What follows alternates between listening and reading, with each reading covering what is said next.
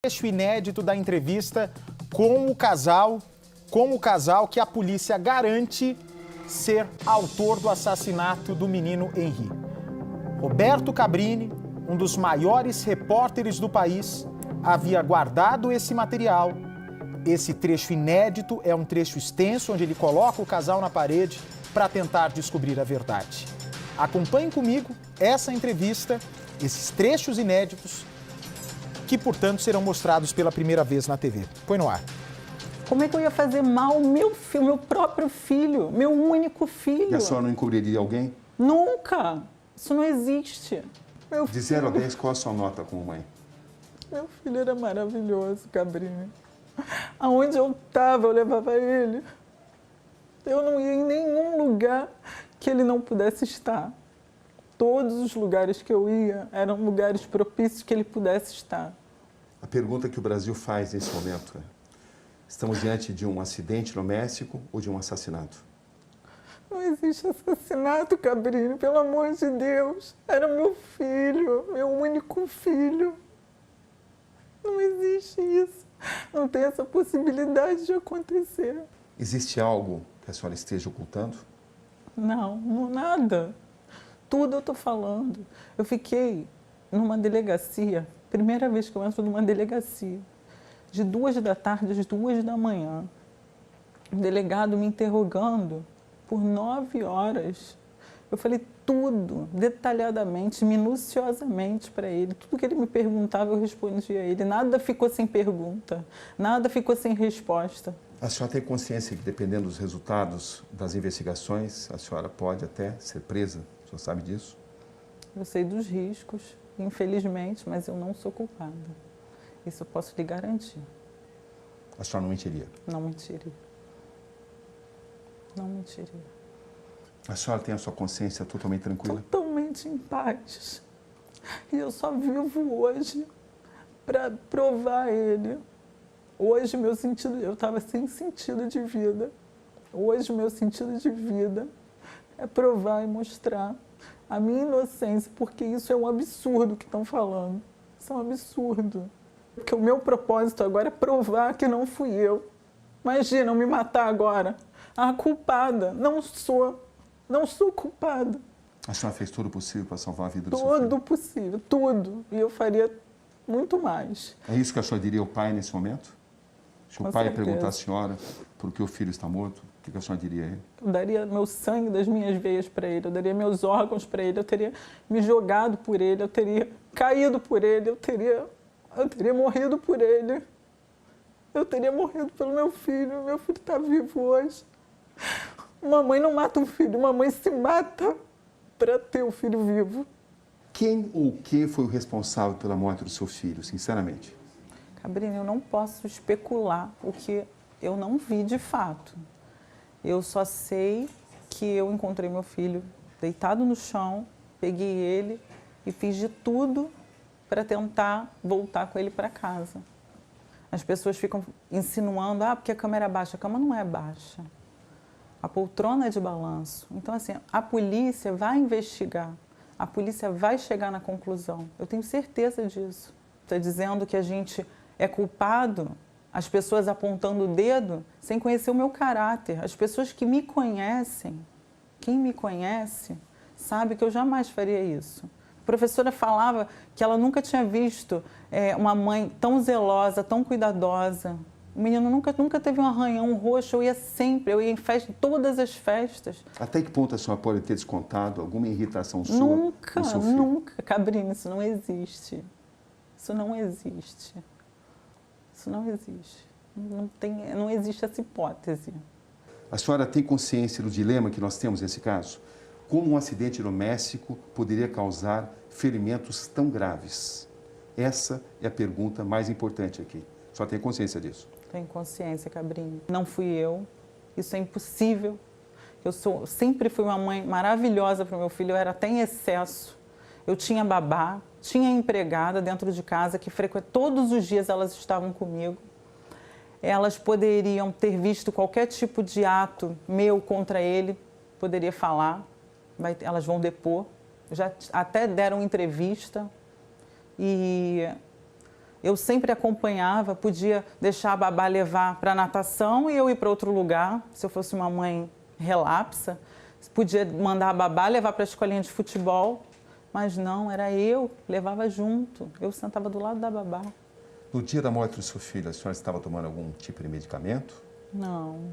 Já tinha tomado algo? Não. Tinha bebido? Não tinha tomado nada. Em casa.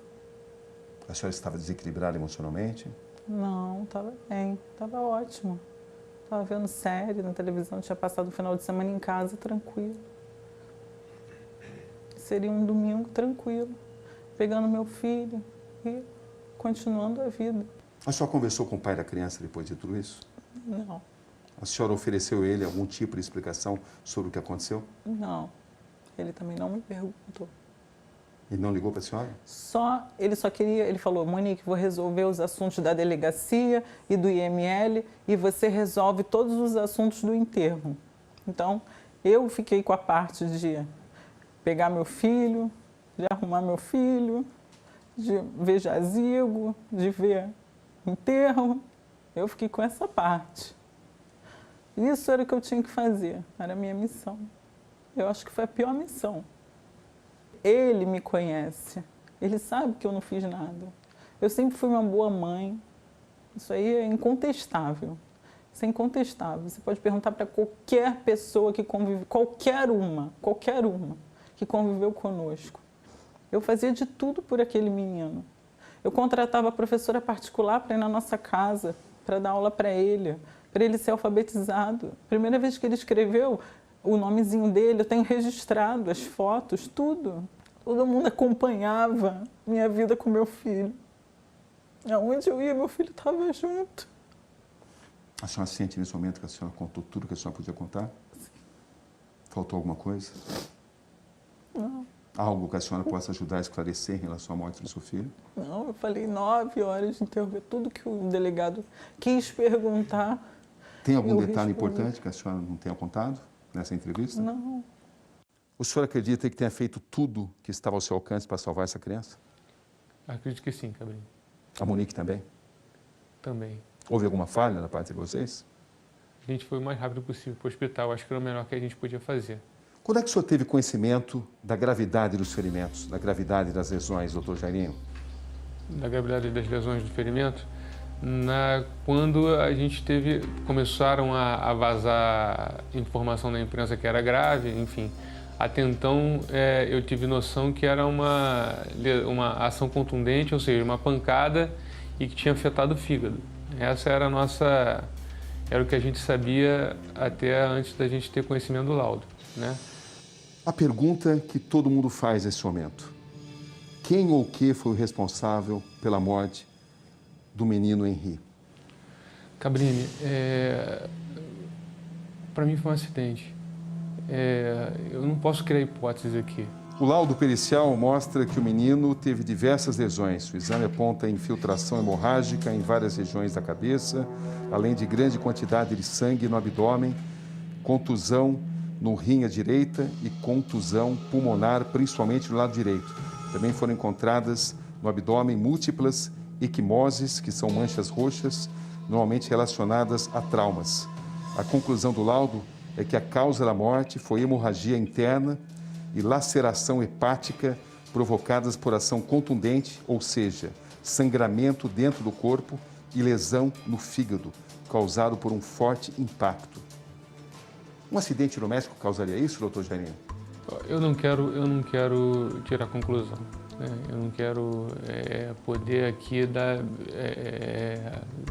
ser perito para poder dizer e afirmar o que está escrito no laudo. Eu acho que o laudo é técnico, né? Assim, eu tenho que respeitar o profissional que fez. Ele descreveu aí uma lesão do lado direito importante, significativa, né? E que levou à morte, à hemorragia. Assim, ele estava com o abdômen com sangue porque o fígado sangrou. Mas eu considero uma lesão importante do lado direito, né? Tanto que acabou acontecendo o que aconteceu. E o senhor conhece o lugar onde isso aconteceu, supostamente, que é o quarto principal, e o senhor viu também as lesões, a descrição das lesões. Que tipo de conclusão o senhor chega? Com o seu conhecimento acima do normal, sendo médico? Tipo que são lesões importantes e, ao mesmo tempo, tem aquele cenário lá onde a criança estava, aquele quarto. Olha só, em medicina, a medicina não é matemática, Cabrini. Eu prefiro deixar para os médicos legistas, para a polícia, para poder descrever o que aconteceu. Eu tenho certeza, presta atenção, eu tenho certeza diante de Deus que a verdade vai ser restabelecida. Que verdade é essa? A verdade é que eu e Monique tratamos esse menino com o maior carinho do mundo e a gente, para ele, só deu carinho o tempo inteiro. O senhor é, no mínimo, uma testemunha muito importante nesse caso. Que tipo de contribuição o senhor pode dar para o esclarecimento dessa morte? O que for necessário. Eu estou aqui à disposição para poder fazer o que for necessário. Eu tenho certeza absoluta, diante de Deus, que o assassinato não foi. O senhor tem a sua consciência totalmente tranquila? Completamente tranquilo.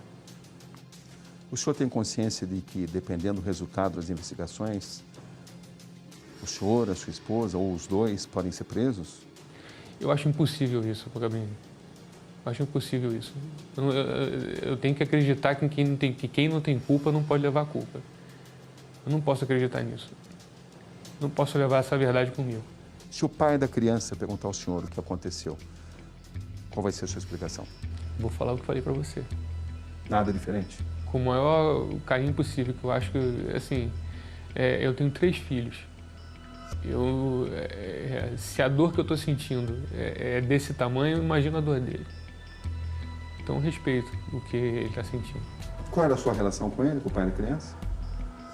Eu tinha o visto 2 vezes na vida, mas não era ruim. O senhor tinha algum desentendimento com ele? Não, nenhum desentendimento. Algum conflito? Não, zero. Então, voltando aos Problema acontecimentos? algum, problema nenhum. Como é que o senhor define esse momento da sua vida?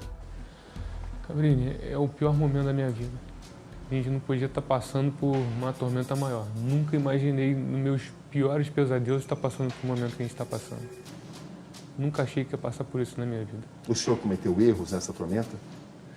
Claro que não. Eu posso ter cometido erros pela minha vida, mas com certeza, eu tenho certeza que eu não merecia estar passando por esse momento que eu estou passando. A Monique está sendo muito atacada, enfim. Isso me machuca muito. Está machucando muito aqui a nossa família. Que tipo de ataque tem machucado mais?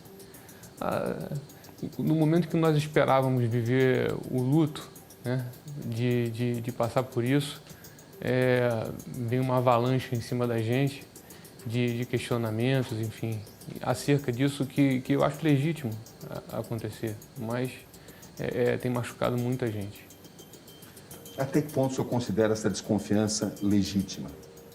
Eu acho completamente absurdo. Eu acho que ninguém pode imaginar que isso pode acontecer no seio de uma família. É unanimidade, todas as pessoas que me conhecem, sabem da minha índole. Assim, eu tenho 3 filhos de idades diferentes.